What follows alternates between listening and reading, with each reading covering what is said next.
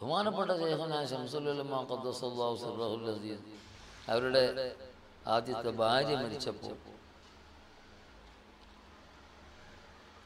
ഞാൻ അവരോട് പലരും നമ്മൾക്ക് ശേഷം ബന്ധപ്പെട്ട പലരും അവിടെ അങ്ങനെ രാത്രി പോയി കൂടുന്നുണ്ട്, പല കാര്യങ്ങളും നേടുന്നുണ്ട് എന്നുള്ള വിവരം അറിഞ്ഞപ്പോൾ എനിക്കൊരു ആഗ്രഹം, പഠിച്ചോനെ എല്ലാവരെക്കാട്ടി ആദ്യം കൂടി ഞാനാണല്ലോ, ഞാനും ഒന്ന് അവിടെ പോയി കൂടട്ടെ എന്ന് തോന്നി. ഞാൻ എനിക്ക് വെള്ളിയാഴ്ച പരിപാടിയൊന്നുമില്ല, കോളേജിൽ ദിവസമായതുകൊണ്ട് വെള്ളിയാഴ്ച ഫുള്ളായിട്ട് ഒഴിവായിരിക്കും.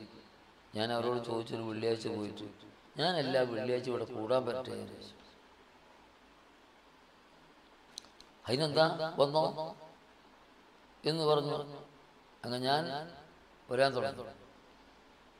അപ്പോൾ എനിക്ക് എന്നോട് എൻ്റെ വീടിൻ്റെ അടുത്ത് കുറ്റിക്കാട്ടൂർ താമസിക്കുന്ന ശൈഖുനാൻ്റെ ഒരു രണ്ടാമത്തെ മകളുണ്ട്. ആ മകളോടാണ്, മക്കളെ കൊടുത്ത് ഏറ്റവും കൂടുതൽ ശൈഖുനാക്കുള്ള ബന്ധവും ഇഷ്ടവും. ആ മകളെ ഭർത്താവിനോടും അങ്ങനത്തെ. അപ്പം എൻ്റെ 22 വയസ്സുള്ള ആ കാലഘട്ടത്തിൽ പൂച്ചക്കാട് പഠിക്കുന്ന കാലം തന്നെ അവിടെ വരും, ഒരുമായിട്ട് കാണും, നല്ല വർത്താനമൊക്കെ പറയും.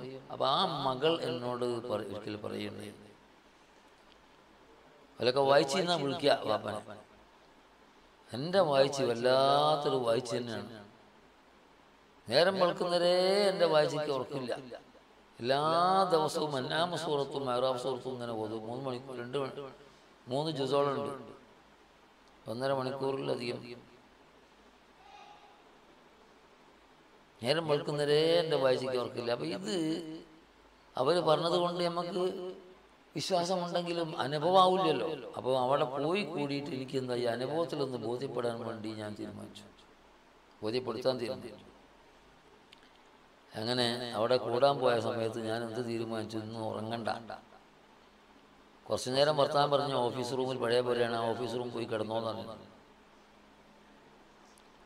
ശൈഖുന കിടക്കുന്ന റൂം ചെറിയ റൂമാണ്. ആ റൂമിൻ്റെ നേരെ മോൾ ഭാഗത്ത്, താഴ്ഭാഗത്തുള്ള ആ ജനലൊക്കെ അടയ്ക്കും, മോൾ ഭാഗത്ത് ഒരു ചെറിയൊരു അര മുറിയുള്ള പിന്നെ ജനാലിൻ്റെ അത് തുറന്നു നോക്കും. അപ്പം അതിന് നേരെ താഴെ ഇരുന്ന് ഞാൻ എന്ത് ചെറിയ ഒച്ച ഉണ്ടാക്കിയാലും അറിയും. ഞാൻ അവിടെ പോയിട്ട് ഇരുന്നു. 10-10:30 മണിക്ക് അങ്ങനെ ഇരുന്ന് 3 മണി ഒരാൾ ഇരുന്നു. അതിൽ എനിക്ക് അന്നാമ സുഹൃത്തും വേറൊന്നും കാണാതെ അറിയൊന്നുമില്ല. അപ്പം ഞാൻ എന്ത് ചെയ്തു എന്ന് പറഞ്ഞാൽ, അന്നാമ സൂറത്തിൻ്റെയും മെഹ്റാബ് സൂറത്തിൻ്റെ ഒക്കെ ചില ആയത്തുകൾ അവിടെ നിന്നൊക്കെ ഞാൻ മനസ്സിൽ നോട്ട് ചെയ്ത് വെച്ചു. അതൊക്കെ ഫുള്ളായിട്ട് ഓതി തീർന്നവരെ ഞാൻ അവിടെ നിന്നു. പിന്നെയും കുറേ നിസ്കാരം അത് ഇതൊക്കെ വലുതും. 3 മണിയായപ്പോൾ എനിക്കതൊക്കെ ബോധ്യപ്പെട്ടല്ലോ. 3 മണിയായപ്പോൾ എൻ്റെ തല, എൻ്റെ കണ്ണ് ഉറക്കം വന്നിട്ട് എന്തുവായി. ഞാൻ കിടക്കാൻ പോയപ്പോൾ ഒരു ചുമ വന്നു, ഒരു കുര വന്നപ്പം ആ റൂമിൽ കിടക്കുന്ന റൂമിലുള്ള ശംസലിനെ കൊണ്ട് വിളിച്ചു വെച്ചു, ഉളവണ്ണ ഉറങ്ങിയിട്ടില്ലേ എന്ന് വെച്ചു. അപ്പം എനിക്ക് ഉറക്കം വരായിട്ടാണ്. ഞാൻ പറഞ്ഞു കളവല്ല, ഈ ആഗ്രഹം എൻ്റെ മനസ്സിലുണ്ടായത് കൊണ്ട് ഉറക്കം വരായിട്ടാണ്. ഞാനങ്ങനെ കിടന്നാൽ ഉറക്കം വരില്ല. എന്നോട് ആ ഇബാദത്തുകളും എല്ലാ കാര്യങ്ങളും ഞാൻ മനസ്സിലാക്കിയോ എന്നുള്ളൊരു ബേജാറാണ് ആർക്കുള്ളത്, ശംസലിനുള്ളത്. നമ്മളാച്ചാലൊന്ന് കൂടുതൽ ഒച്ചയിലോ ഒന്നും ചോദിച്ചിട്ട് യോഗമാന്യം എന്താണെന്ന് പോലും അറിയാത്ത, യോഗമാന്യത്തിൻ്റെ രഹസ്യമായ സംഗതികളൊക്കെ വസാലിമാവ് വിവരിച്ചത് കാണുമ്പോൾ മാനായ റബ്ബേ, യോഗമാനില്ലാത്തൊരു മനുഷ്യനെ കാണാൻ പ്രയാസം.